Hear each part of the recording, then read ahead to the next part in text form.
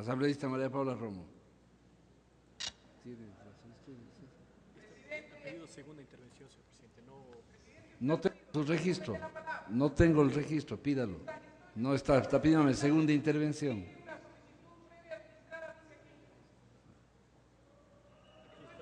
intervención. Me está pidiendo segunda intervención de 5 minutos, le doy en su momento, de no pídame bien. Sí, pero no me está pidiendo, para eso usa bien el sistema, ya le van a enseñar.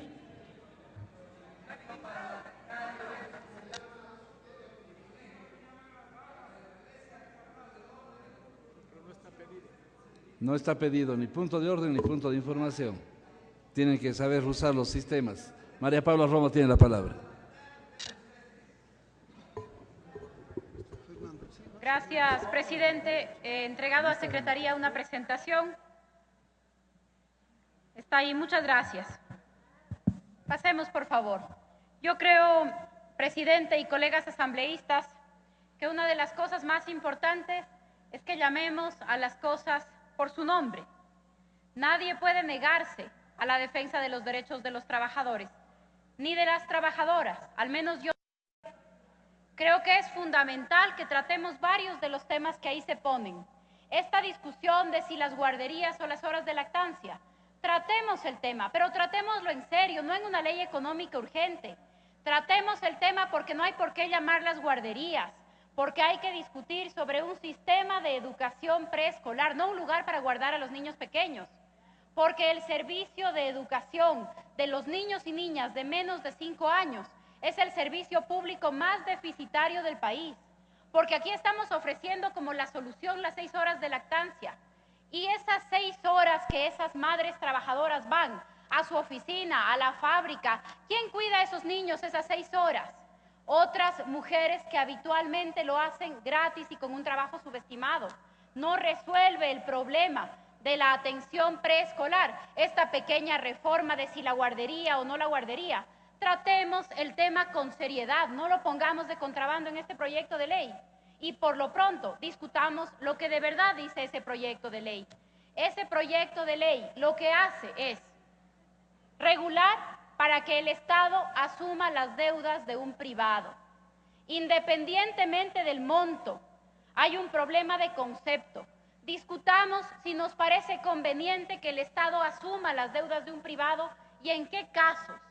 ¿En qué casos estamos de acuerdo con que es una tarea del Estado asumir las responsabilidades de alguien? Peor todavía, cuando se trata de alguien que estamos diciendo que ha estafado y que de mala fe incumple sus responsabilidades.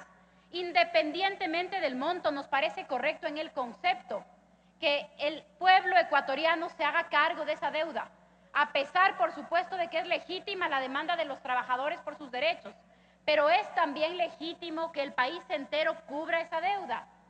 Y la otra pregunta de lo que trata esta ley, a pretexto de esta empresa o de este caso o de estas 2 o 3 empresas, ¿vamos a cambiar todo el sistema societario en el Ecuador? Discutamos eso y preguntémonos si es que esa reforma estructural es un tema económico urgente. La siguiente, por favor. Los derechos de los trabajadores de los casinos. Por supuesto que los derechos de esos trabajadores y esas trabajadoras tienen que respetarse, hacerse cumplir y que su reclamo es legítimo. También deberíamos incorporar en este debate la singularidad de este caso, porque estamos hablando de algo que en el Código del Trabajo se califica como fuerza mayor. Fue una iniciativa del presidente de la República acabar con este tipo de negocios. Fue respaldada en una consulta popular, pero fue propuesta por el presidente de la República. Eso en el Código del Trabajo entra en lo que se califica como fuerza mayor. Ahora no digamos que de esto no nos habíamos enterado. Está regulado, está vigente y a nadie se le ha ocurrido derogar este caso como uno de los casos de fuerza mayor que pone alguna relatividad sobre las obligaciones de los empleadores.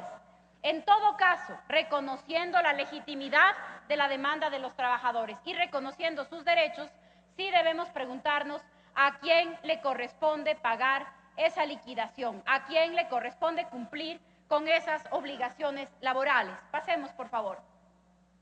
¿Qué más dice esta ley? El artículo 2 de la ley es un artículo que tiene 3 párrafos, pero en esos 3 párrafos se termina el sistema societario como lo conocemos. ¿Por qué digo esto? dice que las instituciones del Estado que por ley tienen jurisdicción coactiva. Ojo con esa primera frase. Las instituciones del Estado que por ley tienen jurisdicción coactiva. No es cierto que solamente es el IES. No estamos hablando únicamente del Instituto Ecuatoriano de Seguridad Social. Estamos hablando de las empresas públicas, de la CFN, del Banco de Fomento, de los ministerios, de los municipios. Estamos hablando de todas las instituciones del Estado que por ley tienen jurisdicción coactiva. No estamos hablando solamente del IES.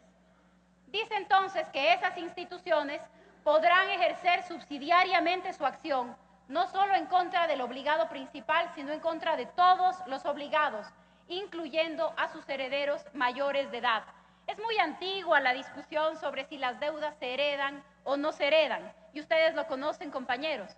Cuando se abolió la esclavitud, el siguiente paso fue abolir las deudas hereditarias y la prisión por deudas. Así que esto de decir que ahora vamos a perseguir las deudas en los herederos, además decidido por la jurisdicción coactiva, es algo que cuestiona el sistema legal que tenemos vigente en el Ecuador. Luego dice además que en el caso de las personas jurídicas usadas para defraudar, abuso de la personalidad jurídica, se podrá llegar hasta el último nivel de propiedad que recae siempre sobre personas naturales, quienes responderán con todo su patrimonio. Pasemos a la siguiente, por favor. ¿Cuáles son las instituciones que tienen jurisdicción coactiva? Se los decía hace un momento. La CFN, el Banco de Fomento, esto es lo que dice las leyes, la legislación vigente. El Banco de Vivienda, el IES, la Dirección de Rehabilitación Social, el IESE, la Superintendencia de Comunicaciones, el SRI, los ministerios, los municipios, las empresas públicas. No es que estamos hablando simplemente de los derechos de los trabajadores, estamos hablando de una cuenta de luz o de una cuenta de teléfono que podría terminar como una deuda hereditaria en el Ecuador. De eso estamos hablando. Sigamos, por favor. Y además, ¿quién es un juez de coactivas? No nos perdamos, compañeros, un juez de coactivas no es un juez. Un juez de coactivas no es parte de la función judicial, no administra justicia. Un juez de coactivas es un empleado administrativo, es un empleado del municipio, de la superintendencia, del ministerio, un empleado del IES. Y ese empleado va a resolver no solamente quiénes son los obligados subsidiarios, sino que también nos va a decir qué empresa ha cometido un delito, porque la defraudación es un delito que está en el Código Penal. Un funcionario administrativo nos va a decir qué empresa ha cometido un delito, nos va a decir quiénes son los obligados subsidiarios y va a ser el que nos diga cuál es la propiedad que de la opinión pública es mi propiedad o es su propiedad o es de determinada empresa. Un funcionario administrativo. La palabra es juez de coactivas, pero no se pierdan. Ni siquiera estamos hablando de un funcionario judicial. No podemos hacer todo esto sobre un sistema de garantía de derechos a nombre de los derechos de los trabajadores. Hay un lindo poema de Benedetti que dice: no me cambie las palabras, no me ensucie el significado, no le haga perder su sabor. No podemos hacer esto a nombre de los derechos de los trabajadores, porque no solamente estamos cometiendo una atrocidad jurídica, sino que lo estamos utilizando a todo el debate y a todas las banderas legítimas levantadas respecto de los derechos de los trabajadores, respecto de los derechos reproductivos de las mujeres trabajadoras. La próxima, por favor. Así que un funcionario administrativo nos podría decir que ya no existe el régimen societario como lo conocemos. ¿Qué dice la ley de compañías? Pasemos. En el artículo 143, la ley de compañías nos habla de las compañías anónimas. En esas compañías, los accionistas responden únicamente por el monto de sus acciones. Y el artículo 92 nos habla de las compañías de responsabilidad limitada. Estas solamente responden por las obligaciones sociales hasta el monto de las aportaciones individuales.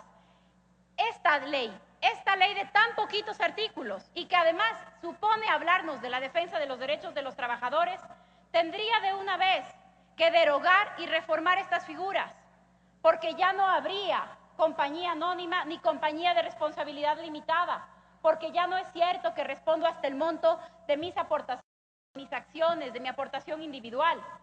¿Y esto qué significa, compañeros? Yo creo que hay que retomar la discusión respecto de la seguridad que me dan las normas y el debido proceso frente al poder del Estado. Esta no es una discusión de los grandes poderes económicos, es la discusión de cualquier ser humano, de cualquier ciudadano, frente al poder del Estado que puede convertirse en el más abusivo y el más arbitrario. Por eso hay unas normas elementales en la legislación, por eso se habla del debido proceso, de la seguridad jurídica. Estos temas no les son ajenos a nadie y a través de esta ley en muy pocos artículos estamos terminando con todos estos antecedentes. Pasemos, por favor, esta es una de las últimas diapositivas. Me había referido ya a esto. Se habla de que las medidas precautelares podrán ordenarse respecto de bienes que estando a nombre de terceros son de público conocimiento. ¿Qué es el público conocimiento? Si alguien da testimonio de que el automóvil que alguno de ustedes maneja no es suyo, sino mío, ¿es suficiente eso para que su propiedad responda por mi deuda? ¿Es suficiente eso? ¿De qué estamos hablando? Y además, no lo resuelve un juez con las garantías del debido proceso, sino un funcionario administrativo, porque le repito, eso es un juez de coactivas. Pasemos, por favor. Existen soluciones porque estamos obligados. No podemos decir que aquí no ha pasado nada y que hay cientos de empleados que no han recibido sus liquidaciones y sus derechos. Claro que existen soluciones. Aquí nos han dicho que hay testaferros de esos bienes.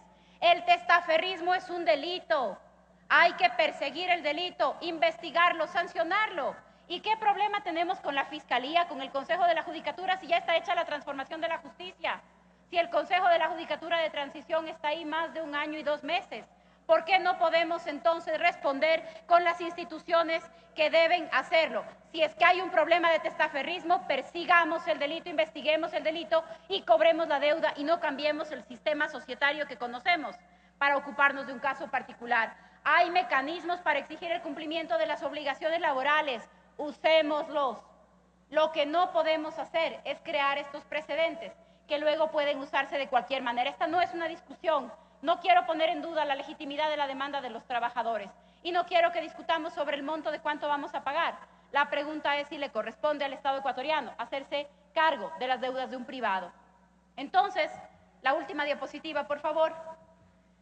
Creo que debemos tener una discusión profunda respecto de este tema. Creo que hay muy poco de lo que pueda calificarse como económico urgente, pero me parece que en última instancia lo que al menos merecemos es que sinceremos las cosas y las llamemos por su nombre y no confundamos a la ciudadanía.